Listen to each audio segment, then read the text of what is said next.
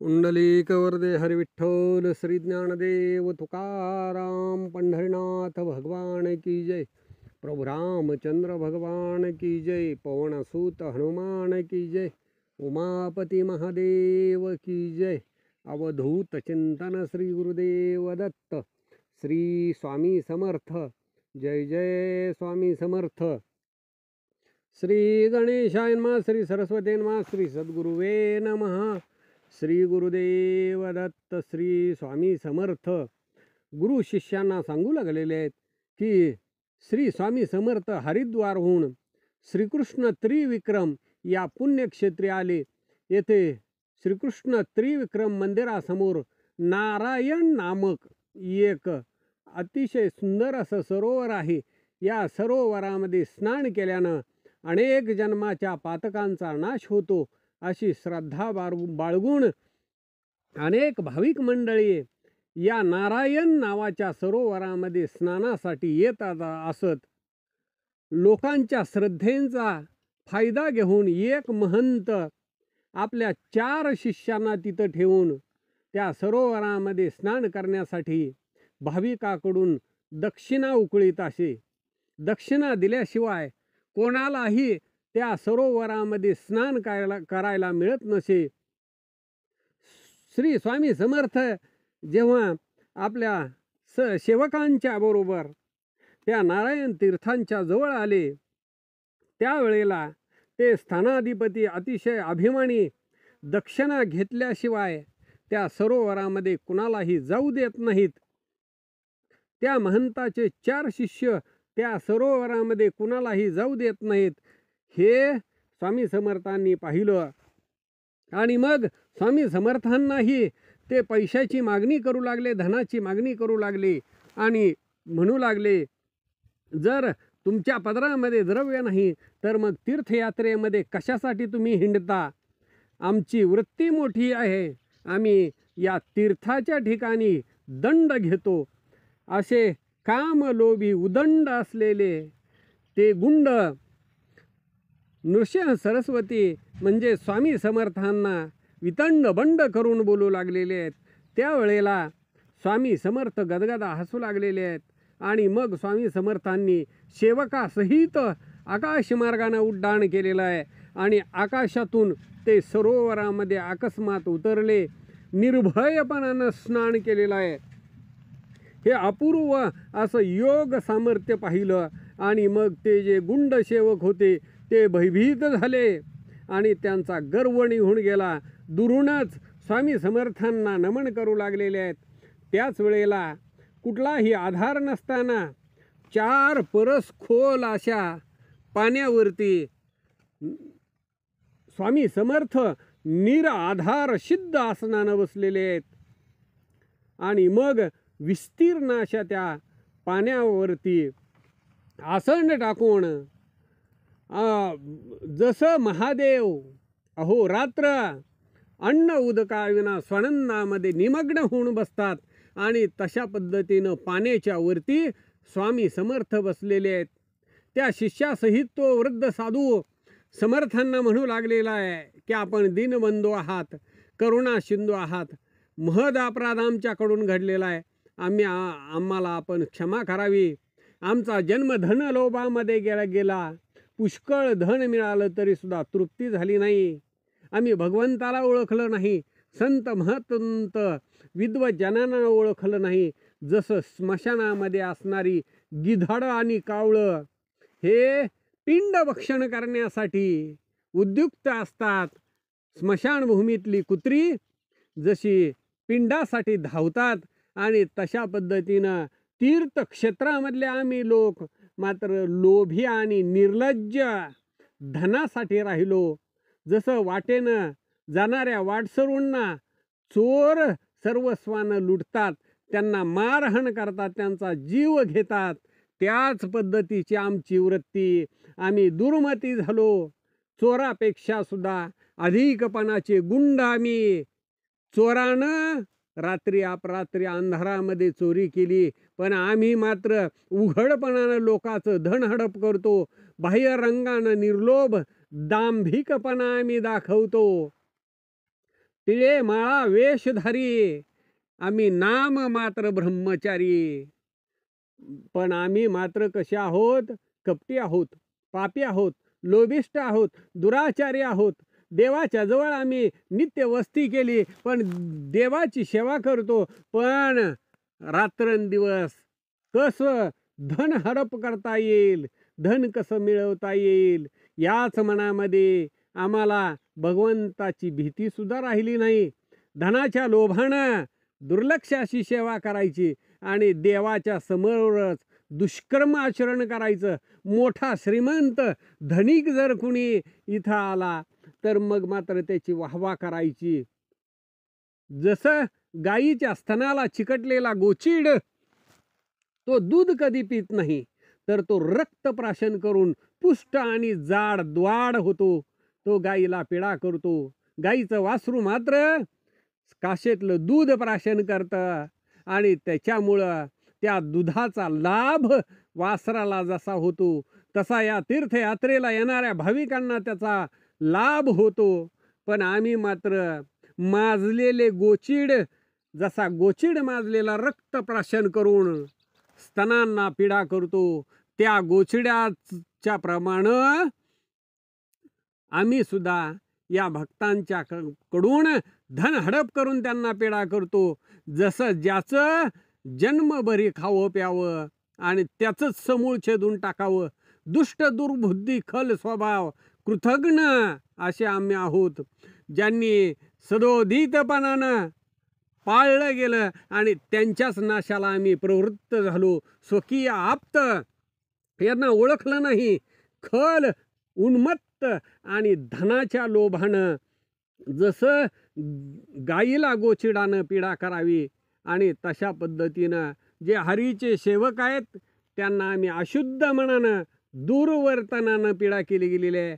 आमच्यासारखे तिरस्कार निंदा पात्र दुसरे कोणी नाहीत.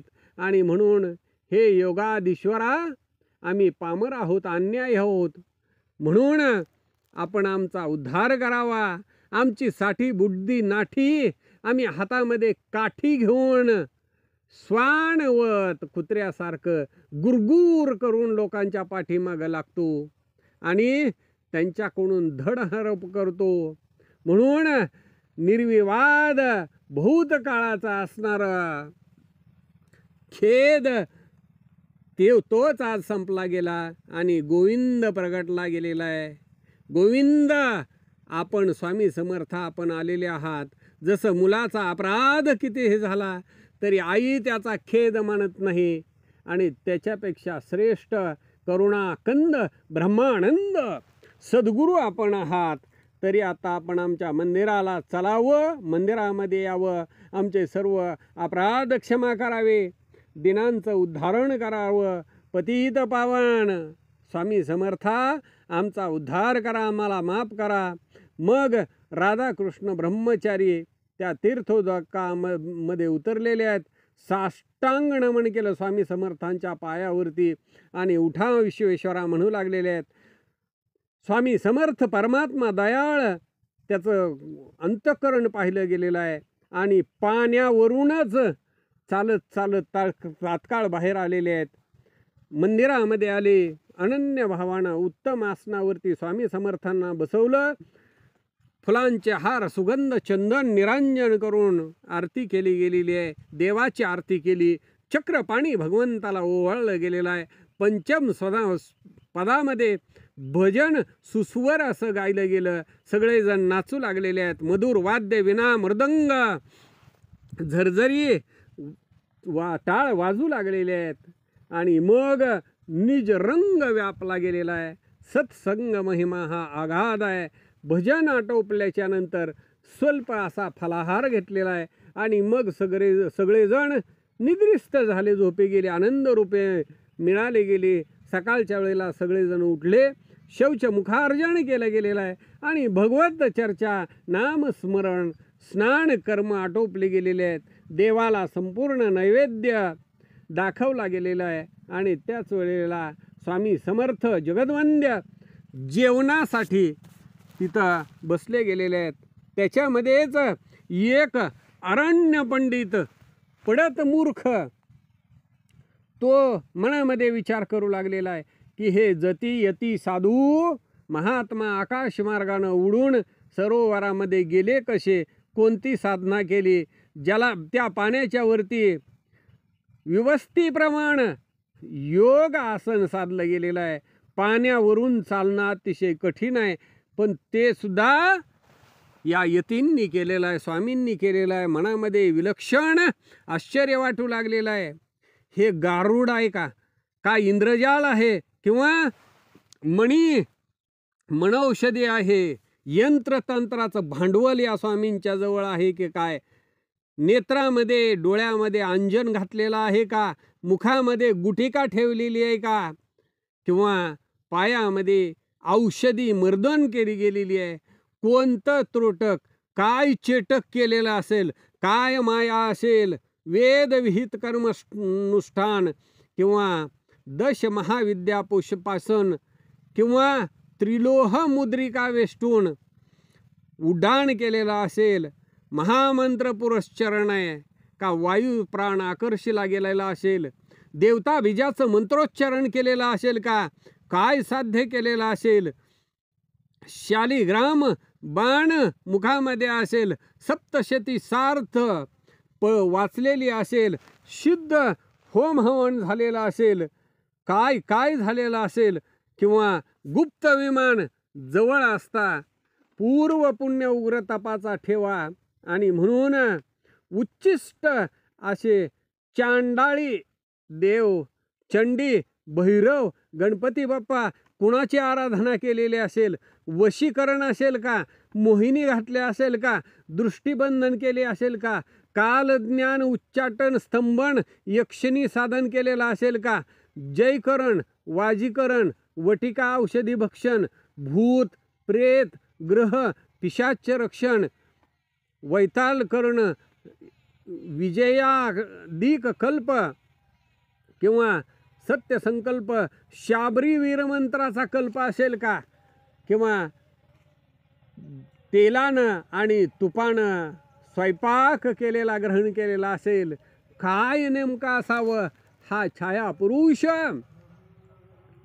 याने काय अभ्यास केलेला असावा, तिथी वार नक्षत्र करण योग ग्रह गणित फलित पंचांग वेद मंत्र गायत्री सिद्धांग प्राप्त अव्यंग असेल का, तत्वज्ञान सूर्योदय असेल का, इडा पिंगला सुषुम्ना ह्या तिन्ही नाड्या ब्रह्मा विष्णू रुद्र देवता साध्य केल्या असतील का, स्वसामर्थ्यांना त्यांना प्राप्त केलेला असेल का, प्रसन्न केलेला असेल का, छायापुरुषाचा अभ्यास, षण्मुद्रादिकांचा ध्यास, एकासनी स्थितवास, कशामुळे हे सगळं प्राप्त झालेलं असेल, श्रीहर गोल्लाट नीलबिंदू आउटपीठ हे त्रिकूट जाणलेलं असेल का, दशमद्वारी गुरुशी अथवा प्राणायाम सम्यक केलेला असेल का, रेचक पूरक कुंभक नित्योपलब्ध कुंभक सगर्भ साध्य झाला असेल का, मूलबंध उड्डाणबंध तिसरा जालंधर बंध देवतासह अप्रतिबंध सिद्ध असा प्राणायाम असेल का, चतुराशीती अष्टांग संसिद्ध असेल, लंबिका योग असेल का, चित्तवृत्ती निरोधांग राजयोग असेल का, षटचक्र जेवता हंसरूप प्रश्वासनिश्वासात्म अजपा जप केलेला असेल का, 21,600 माप गुरुमार्गानं जपले असतील का, किंवा जीव ब्रह्मैक अभेद स्वात्मानुभवलेला सच्चिदानंद असेल का, लोकागृहा काम्यार्थ स्वच्छंद शक्तिपात केला असेल का, विप्रमणीचा त्या ब्राह्मणाच्या मनामध्ये संशय आलेला आहे. आणि मग एवढा सगळा संशय स्वामी समर्थांनी ओळखलेला आहे, आणि मग त्याच्या मनाचं संशयाचं निरसन करण्यासाठी, त्या ब्राह्मणाच्या मनातली शंका निवृत्त होण्यासाठी अंतरसाक्षी दत्तात्रेय श्री स्वामी समर्थ यांनी त्या ब्राह्मणाचं मन जाणलं गेलेलं आहे. आणि मग भोजनाच्या शेवटी स्वामी समर्थ त्या ब्राह्मणाला म्हणू लागलेले आहेत की का हो, तुमच्या मनामध्ये कोणती शंका आलेली आहे, तुमचं मन तुमचं अंतःकरण कुठं घोटाळत आहे, आणि तुम्हाला त्याचं निराकरण का कळालं नाही? त्वरेनं पृथक्करण करा, उदाहरण मांडा. अवघ्या लघु दीर्घ ज्या शंका आहेत तुमच्या, आणि त्या शंकेमुळं तुमचं हृदय गच्च भरलं गेलेलं आहे. शास्त्री बुवा, ते तुम्ही आम्हाला सांगा. तुम्ही न्याय व्याकरण जाणणारे आहात, आम्ही तर भिक्षा मागत फिरणारे आहोत. त्याच्यामुळं सिद्ध साध्य साधकपणा काय आहे त्याचं निराकरण झालं पाहिजे. विकल्प हा संशयाच्या ठिकाणी आहे. अरण्य पंडित तो ब्राह्मण हे ऐकून गर्भगळीत झाला.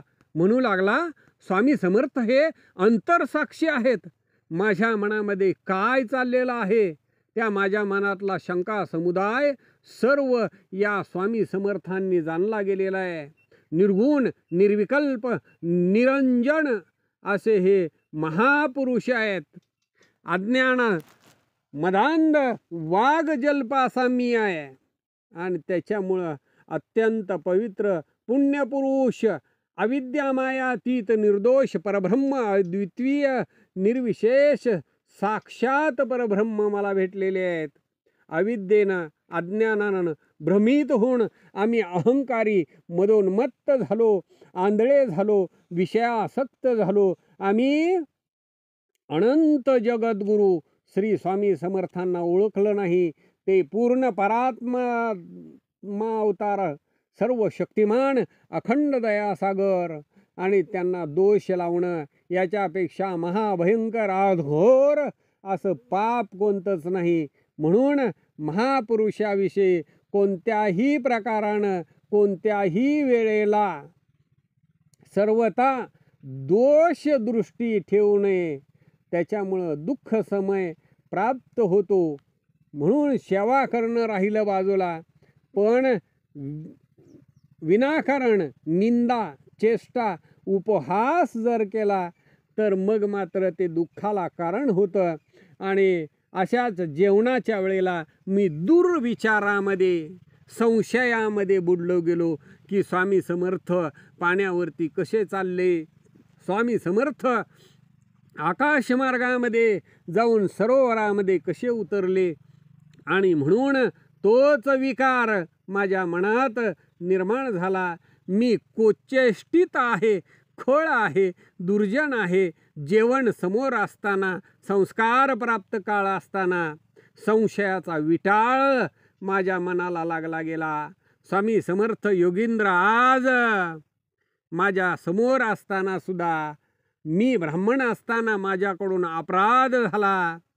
म्हणून हे स्वामी समर्था, आपण मला क्षमा करा. आपण परमपुरुष आहात, योगींद्र आहात, भक्तवत्सल आहात, दयेचा सागर आहात, विधी नारायण आहात, महारुद्र आहात. या भव नदीतून दरिद्राला बाहेर काढणारे आहात.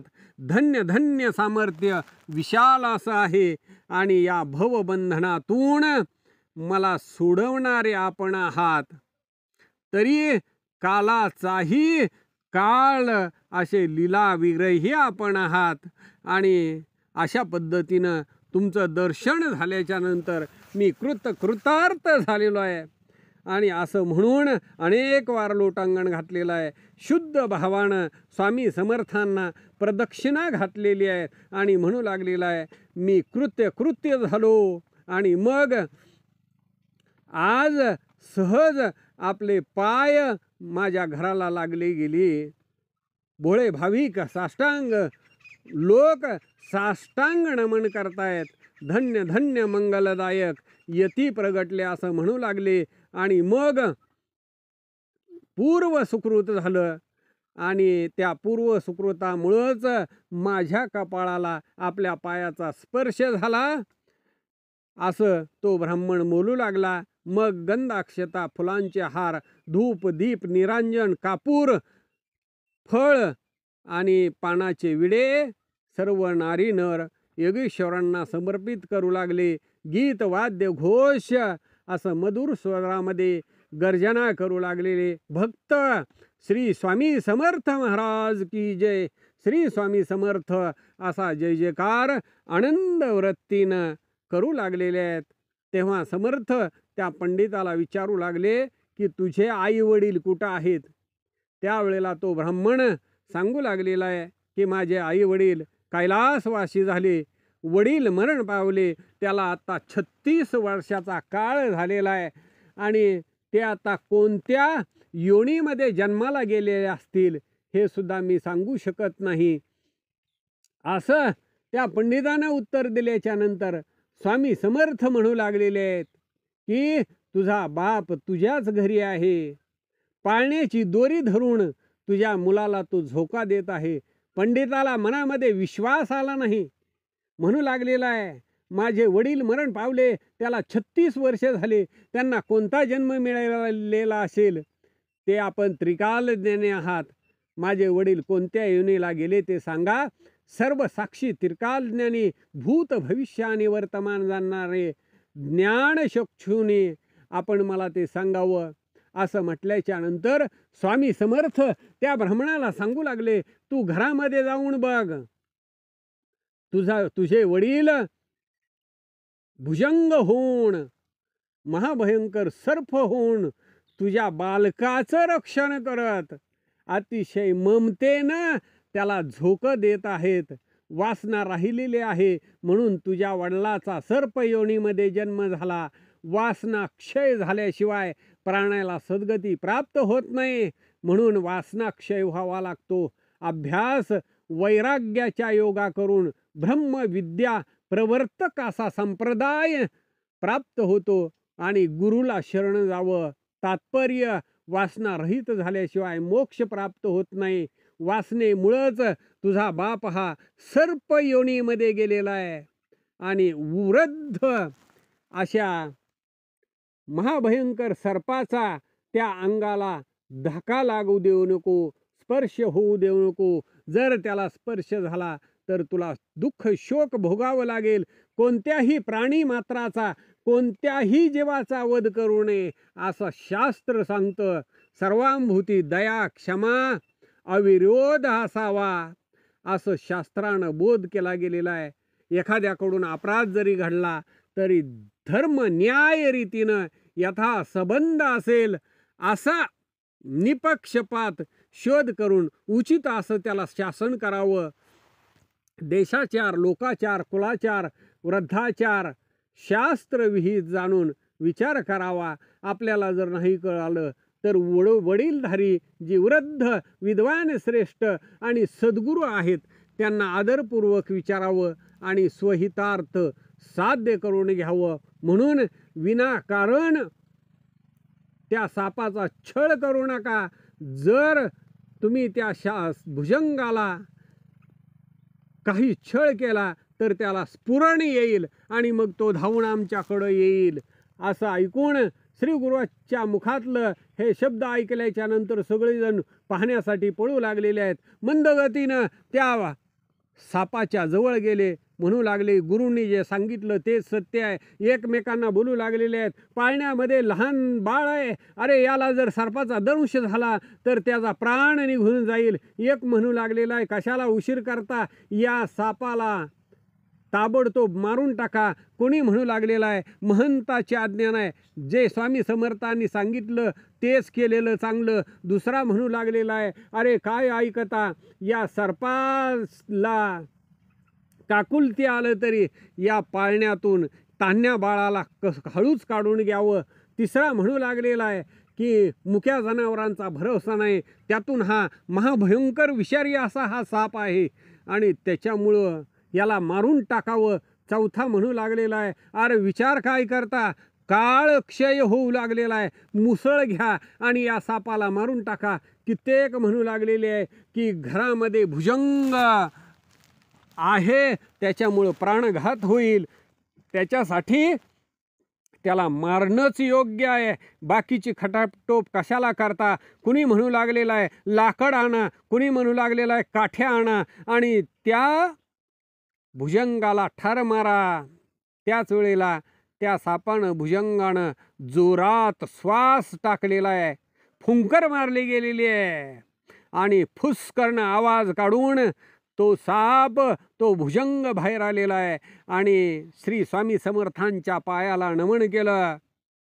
त्याच वेळेला स्वामी समर्थांनी त्या भुजंगाला आपल्या हातामध्ये धरलेला आहे आणि समर्थ म्हणू लागले की का भीतोस, अरे तुझीच मुलं या समयाला तुझा प्राण घेण्यासाठी प्रवृत्त झालेली आहेत.